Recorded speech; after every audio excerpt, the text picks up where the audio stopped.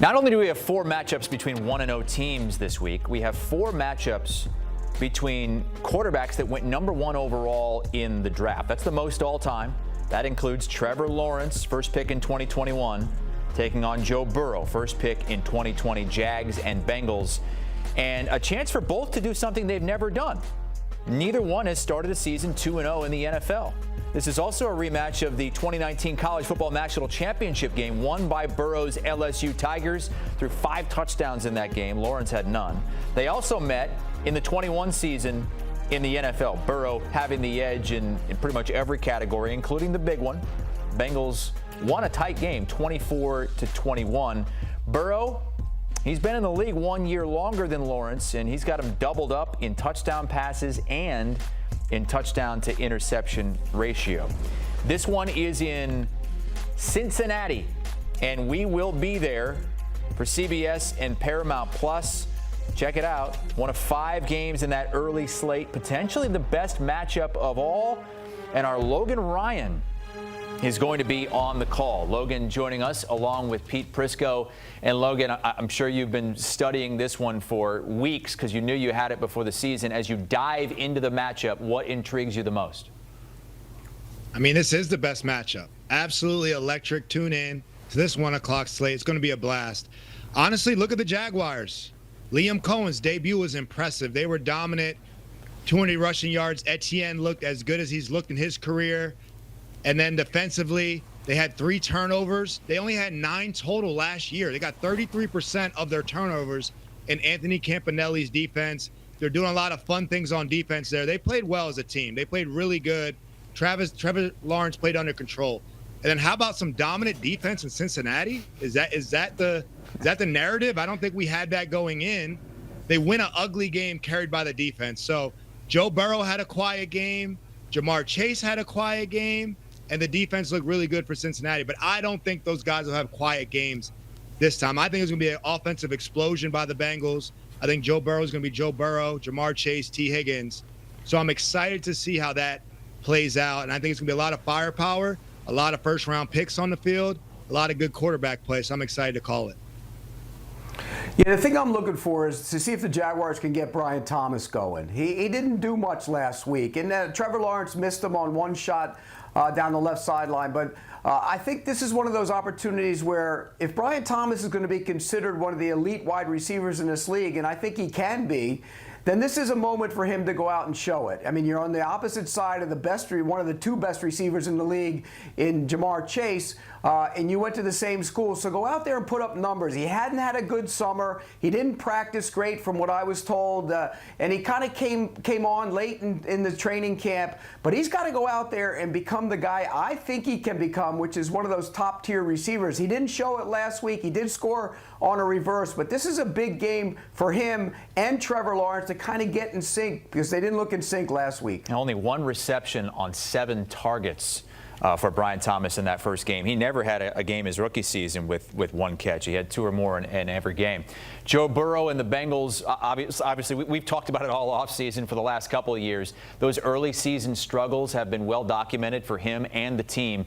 But the full season struggles have been well documented for Trevor Lawrence and the Jags. So, Pete, who needs this 2-0 start more? Well, I think the Bengals have bigger aspirations, so from that standpoint, they probably do. But I think it's a big proving game for Jacksonville. I mean, let's be real. The Bengals are a legitimate Super Bowl contender with Joe Burrow. So you get this to go to 2-0 after all the early season struggles you have. I think it's much more important for Cincinnati to win this game. And they're at home. You're supposed to win that game. If they don't, after not playing really well on offense last week against the Browns, all of a sudden, all that talk of them playing in the preseason to get to a fast start, I think that kind of gets questioned again. But if they win the game and the offense plays well, I think that sets them off on a pretty good path to maybe compete for, they will compete for the division title, but even more than that. Yeah, I like Pete's second point right there. It's absolutely the Bengals. This is their home opener. They're wearing orange. But that offense did not show up last week. 7 total yards in the second half. 7. Okay, that is not the Joe Burrow standard. That is not Jamar Chase, T. Higgins. That is not what they're supposed to do. Hats off to the Browns. the Browns rush and covered the heck out of those boys. And that's what it is. But the Bengals were lucky to win that game. There was a missed field goal there. Their defense played well. But Joe Burrow starting fast, what we talked about, what they want to do, they got saved by the defense, but that's not going to happen every week. They have a more of a favorable matchup. The Jaguars defense played well, but it's not the Browns defense. So I think there's going to be some favorable matchups on the perimeter, and I think you're going to see Joe Burrow light it up. He should expect to light it up based on the type of player that he is. 141 total yards offensively for the Bengals in that game. It was their fewest output in a win in over 50 years. Logan, you're very confident that that's going to change this week for guys like Jamar Chase in particular. What does he need to do to break out here? Oh, he needs to get the ball. I mean, they got to convert third downs. At the end of the day, it's a team sport. And if you do not convert third downs, you don't run enough plays to get everybody the ball. And I said that the Browns played really well, but they stopped those guys on third down. So they couldn't get Jamar Chase's normal touches. They couldn't get T. Higgins' normal touches.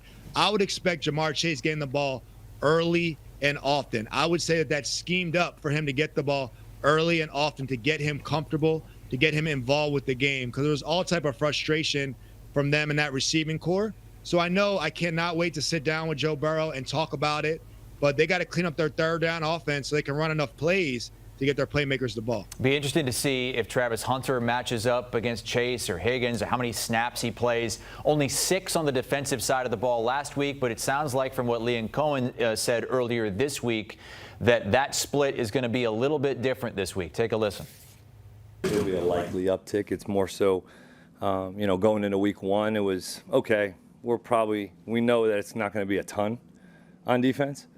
The goal is to increase and continue to increase. It just so happens that we're playing Cincinnati with 2 good wideouts this week.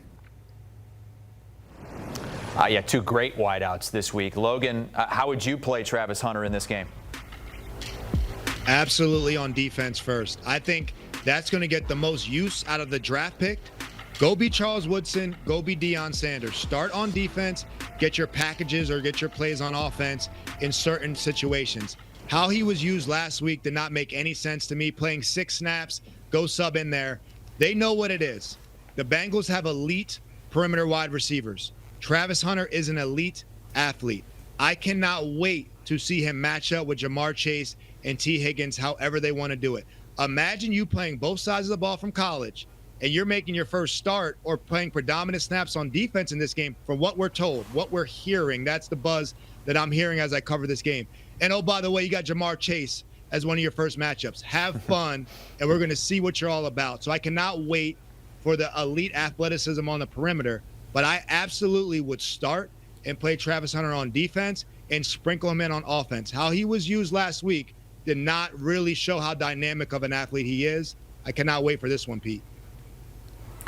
Yeah, and there's a reason he was used that way last week. It's the shoulder injury he suffered at the end of training camp kind of limited him a little bit, and they didn't want to play him entirely on defense. The bottom line is the plan was for him to be a starting corner and spot in on offense. That was the plan, but when he got hurt, they changed the plan, and they decided to use him on offense and limit his snaps on defense. Now he's healthier. This week, I would imagine he's going to be a starting corner and play almost every snap in the secondary and limit the snaps on the offensive side of the ball, maybe play 30 plays or something on that side. So they need to use him, like Logan said, on the defensive side of the ball more than the offensive side of the ball. When you play him outside, Jordan Lewis goes inside. He was outstanding last week as the nickel corner, and you get Jerry and Jones off the field. It makes a lot of sense. We kind of see how it works when the game is actually being played, how Travis Hunter goes on both sides. But Logan, how does this play out in practice for Hunter?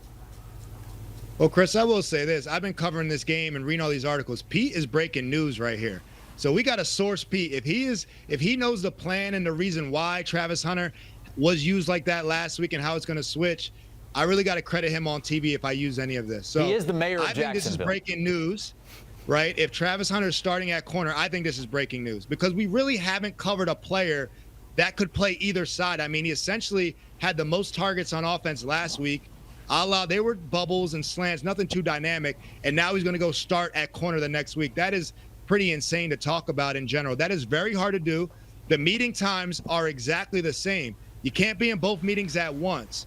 So He's got to choose where he's going to be, and where he's at in meetings is probably where he's going to play. I don't think he can play both sides predominantly every snap. I think he has to focus on one side and get sprinkled in on the other. Last week, it was predominantly offense. What we're hearing and what Pete is telling us, which is breaking news to me, that it's going to be predominantly defense with a sprinkling offense. I think that's going to be fascinating because I've been there trying to cover Jamar Chase and T. Higgins, and there's a reason why I'm doing TV right now. These guys are unreal out there on the perimeter, and that is quite the matchup for a young corner, one who splits his time in camp playing offense and defense, have to deal with week 2 of his rookie season. You know, Logan, I was going to ask you, being a guy who covers those guys, Travis Hunter isn't a big guy. Those are some physical receivers, and Higgins is a tallish receiver. How do you anticipate him being able to, if he is in man-to-man, they don't play a ton of man, but if he is in man-to-man situations with him, how do you anticipate him matching up with those guys? Here's how I would do it, and this is the New England in me. I would double Jamar Chase with Tyson Campbell. I would take Jamar Chase via double team, and I would put Travis Hunter on T. Higgins because T. Higgins is more of your vertical wide receiver. His route tree, although is really good, it is not as complicated and complex, and he's not as great of a runner with the football as Jamar Chase is. It's more vertical down the field. I believe that Travis Hunter can cover vertical down the field. I believe he can run 4-3. I believe he can turn around and high point a football just as well as T. Higgins can high point a football. So I would live with Travis Hunter on T. Higgins. It's simple of a route tree. Because if you put him on Jamar Chase, you cannot be a part-time player covering Jamar Chase. He is too good. And if you miss a tackle, and I'm not saying that Travis Hunter is a poor tackler, but Jamar Chase is a running back when he has the ball. He takes hitches and goes 80 yards. That's hard to do. So if you put him on Jamar Chase predominantly and he misses a tackle, he's going to watch Uno score. So I would want to follow Travis Hunter on T. Higgins on this one. Last week it was 39 offensive snaps, 6 defensive snaps. Pete, I want 2 picks from you. Let us know what you think the split is going to be this week, and we also want your pick for the game with the Bengals favored by 3.5. Yeah, I think it's going to be much more defense. I think he's going to play almost all the defensive snaps, I would think. And then I think on offense, you'll see 25, 30 snaps on the offensive side of the ball. And as for my pick, I think it's tight. I think Jacksonville showed they can be physical. We know the Bengals weren't physical, particularly on their offensive line last week. I think Jacksonville stays in the game. But in the end, Joe Burrow will make the plays to get down the field and win the game. I'll take the Bengals, but it's close. All right, Logan, we'll let you get out of here and get out to Cincinnati to cover this game. Good luck, man. I can't wait. Appreciate it. Looking forward to it at 1 o'clock Eastern time. Is part of that early window with 4 other games, including the Bills and the Jets. The late window, Broncos-Colts. Daniel Jones was just about perfect in his Colts debut, but now he faces perhaps the best defense in the league.